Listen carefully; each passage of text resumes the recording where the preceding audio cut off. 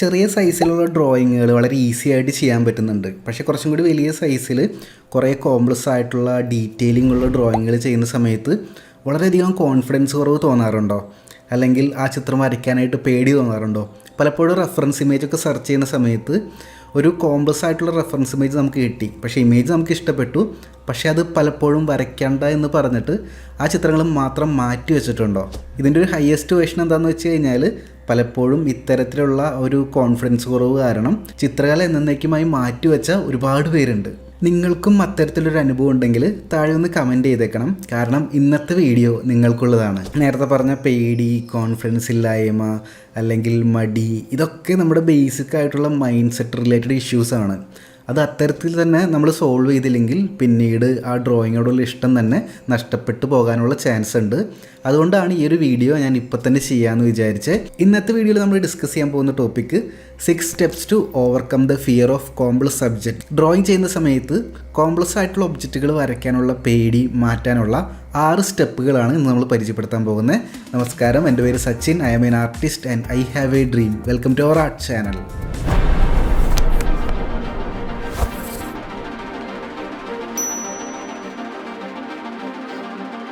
Step number 1, 1 element 1 day approach. പേര് പറയുന്ന പോലെ തന്നെ ഓരോ ദിവസങ്ങളിൽ ഓരോ എലമെൻറ്റ്സ് ആക്കി കംപ്ലീറ്റ് ആക്കി പോകുന്നൊരു അപ്രോച്ചാണ്.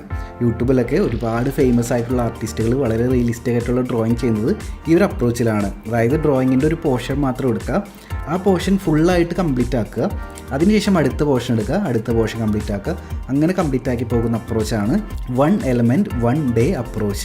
അപ്പോൾ ആ ഒരു രീതിയിലാണ് ഈ ഒരു ഡ്രോയിങ് ഞാൻ സ്റ്റാർട്ട് ചെയ്തത്. അതിൻ്റെ ഒരു സൈഡ് കംപ്ലീറ്റ് ആക്കിയതിന് ശേഷം അടുത്ത ദിവസമാണ് അതിൻ്റെ അടുത്ത പോർഷൻ ഞാൻ കംപ്ലീറ്റ് ആക്കുന്നത്.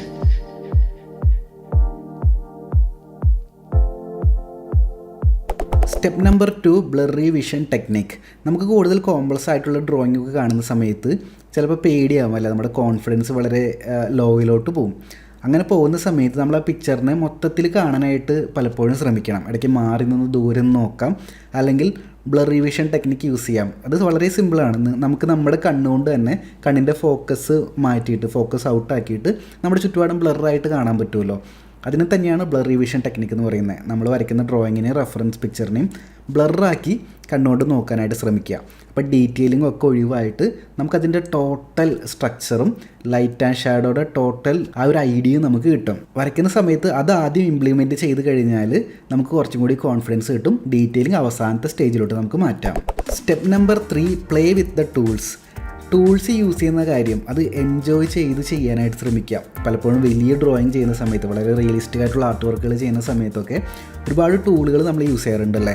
അപ്പോൾ ടൂളൊക്കെ യൂസ് ചെയ്യുന്ന സമയത്ത് അതിൻ്റെ മെത്തേഡും വർക്കിങ്ങും ഒക്കെ മനസ്സിലാക്കി ആ യൂസ് ചെയ്യുന്ന പ്രോസസ്സ് എൻജോയ് ചെയ്യുക. അതൊരു പ്ലേ ടൈമാക്കി മാറ്റുകയാണെങ്കിൽ കുറേ കൂടി കോൺഫിഡൻസ് നമുക്ക് കിട്ടും. നമ്മൾ ഇത്തരത്തിൽ ഡ്രോയിങ് ഒക്കെ ചെയ്യുന്ന സമയത്ത് നമ്മൾ പെൻസിലിൽ പിടിക്കുന്ന ഗ്രിപ്പ് വളരെ ഇമ്പോർട്ടൻ്റ് ആണ്. അതിന് ഡിപ്പെൻഡ് ചെയ്യുന്ന ഒരു ഫാക്ടർ പെൻസിലിൻ്റെ സൈസ് തന്നെയാണ്. ഒരുവിധം നല്ല ആവറേജ് സൈസുള്ള പെൻസിലാണെങ്കിൽ നമുക്ക് നല്ല രീതിയിൽ പിടിക്കാൻ പറ്റും. പക്ഷേ ആലോചിച്ച് നോക്കിയേ, പെൻസിൽ ഷാർപ്പൻ ചെയ്ത് ചെറുതായി പോയി കഴിഞ്ഞാൽ എന്ത് ചെയ്യും? അപ്പോൾ ഇത് കുഴപ്പമില്ല, ഇതിനേക്കാളും ചെറുതാവാണെങ്കിൽ നമുക്കൊരിക്കലും കറക്റ്റായിട്ട് ഹോൾഡ് ചെയ്യാൻ പറ്റില്ല. അപ്പോൾ എൻ്റെ കയ്യിൽ ഈ ഇരിക്കുന്നതാണ് പെൻസിൽ എക്സ്റ്റെൻഡർ. ഇവിടെ ഹോളായിട്ടുള്ളൊരു സംഭവമാണ്. ഇതിലോട്ട് പെൻസിൽ ഇങ്ങനെ ഇടാം.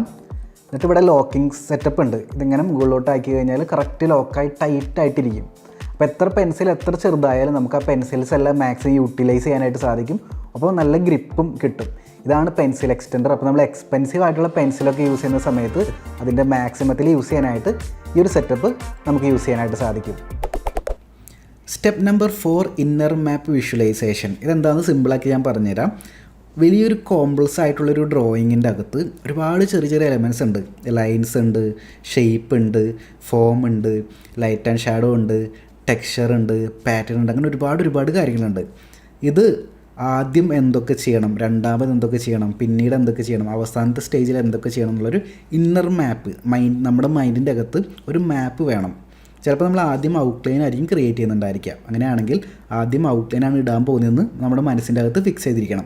രണ്ടാമത് ചിലപ്പോൾ ഷെയ്ഡിങ് ആയിരിക്കും ചെയ്യുന്നുണ്ടായിരിക്കുക. മൂന്നാമത് ചിലപ്പോൾ ആ ഷെയ്ഡിങ്ങിൻ്റെ ബ്ലെൻഡിങ് ആയിരിക്കും ചെയ്യുന്നുണ്ടായിരിക്കുക. നാലാമത് ചിലപ്പോൾ നമ്മുടെ ഇറേസറൊക്കെ വെച്ച് ഹൈലൈറ്റ് ക്രിയേറ്റ് ചെയ്യുന്നതായിരിക്കും. ഇത് ഓരോ ഡ്രോയിങ് പ്രോസസ്സിൽ പല രീതിയിലാണ്. അപ്പോൾ നിങ്ങളുടെ പ്രോസസ്സ് എന്താണോ ഡ്രോയിങ് സ്റ്റാർട്ട് ചെയ്യും മുമ്പ് അല്ലെങ്കിൽ ഡ്രോയിങ്ങിൻ്റെ സ്റ്റേജുകളിൽ അത് മൈൻഡിൽ ഫിക്സ് ചെയ്തിരിക്കുക.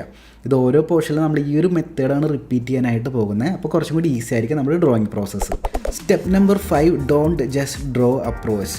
പേര് പറയുന്ന പോലെ തന്നെ വരയ്ക്കുക മാത്രമല്ല നമ്മൾ ഡ്രോയിങ് പ്രോസസ്സിൽ ചെയ്യുന്നുണ്ടായിരിക്കുക.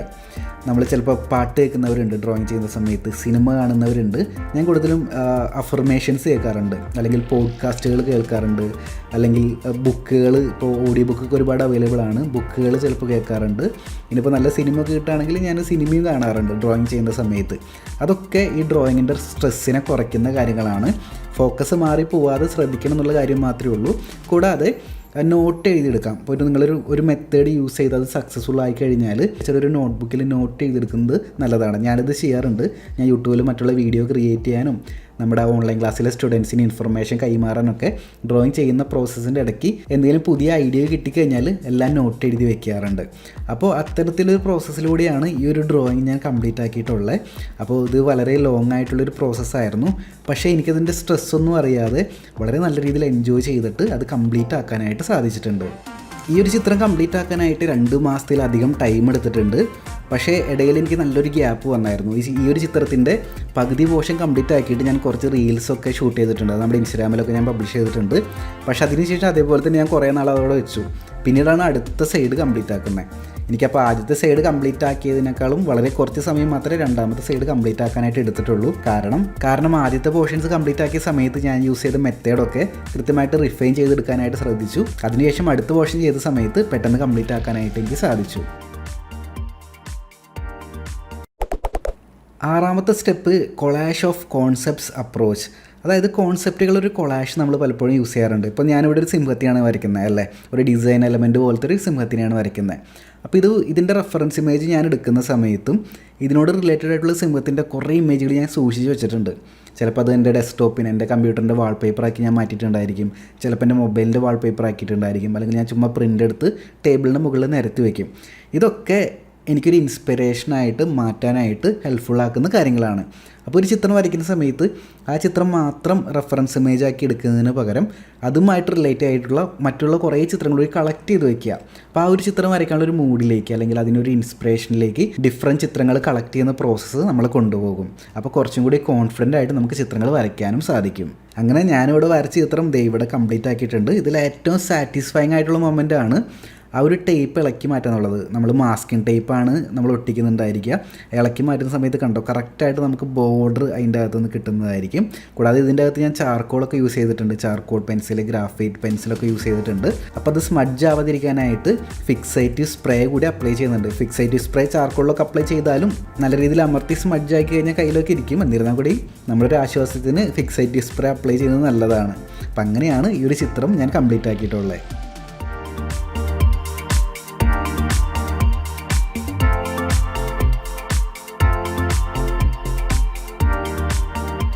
6 steps to overcome the fear of complex subject. Complex subject വരയ്ക്കാനുള്ള പേടി മാറ്റാനുള്ള 6 സ്റ്റെപ്പുകൾ നിങ്ങൾക്ക് മനസ്സിലായെന്ന് വിശ്വസിക്കുന്നു.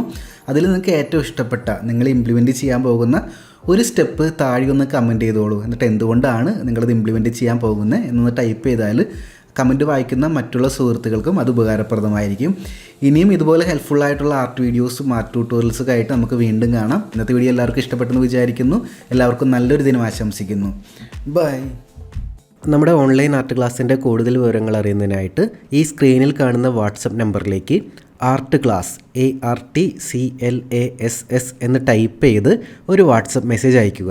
അതിനുശേഷം വാട്സപ്പിലൂടെ തന്നെ നിങ്ങളുമായിട്ട് ഇൻട്രാക്ട് ചെയ്തതിന് ശേഷം നിങ്ങൾക്ക് യോജിച്ച ആർട്ട് കോഴ്സിൻ്റെ ഡീറ്റെയിൽസ് ഞങ്ങൾ ഷെയർ ചെയ്യുന്നുണ്ടായിരിക്കും. സോ ആ സ്റ്റെപ്പ് ഫോളോ ചെയ്യുക, എന്നിട്ട് ക്ലാസ്സിലോട്ട് ജോയിൻ ചെയ്യുക.